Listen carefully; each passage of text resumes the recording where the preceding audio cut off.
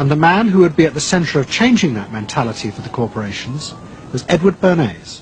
Bernéz really is the guy within the United States more than anybody else who sort of brings to the table psychological theory as something that is an essential part of how, from the corporate side, of how we are going to appeal to the masses effectively. And the whole sort of merchandising establishment and sales establishment is ready for Sigmund Freud. I mean, they are ready for understanding what motivates the human mind. There's a psychology of dress. Have you ever thought about it? How it can express your character? You all have interesting characters, but some of them are all hidden. I wonder why you all want to dress always the same, with the same hats and the same coats. I'm sure all of you are interesting and have wonderful things about you, but looking at you in the street, you all look so much the same. And that's why I'm talking to you about the psychology of dress. Try and express yourselves better in your dress. About certain things that you think are hidden. I wonder if you've thought of this angle of your personality. I'd like to ask you some questions. Why do you like short skirts? Oh, because there's more to see. More to see, eh?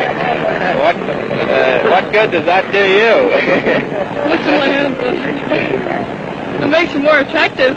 Does? The leading political writer, Walter Lippmann, argued that if human beings were in reality driven by unconscious, irrational forces, then it was necessary to rethink democracy. What was needed was a new elite who could manage what he called the bewildered herd.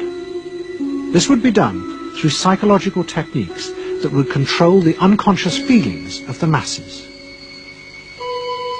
So here you have Walter Lippmann, probably the most influential political thinker in the United States, who is essentially saying that the basic mechanism of the mass mind is unreason, is irrationality, is animality. He believes that the mob in the street, which is how he sees ordinary people, are people who are driven not by their minds but by their spinal cords.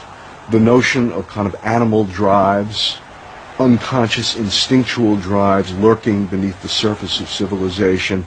And so they started looking towards psychological science as a way of understanding the mechanisms by which the popular mind works, specifically with the goal of figuring out how to understand how to apply those mechanisms to strategies for. Democracy, to my father, was a wonderful concept, but I don't think he felt that all those publics out there had reliable judgment, and not that they very easily might vote for the wrong man or want the wrong thing, so that they had to be guided from above.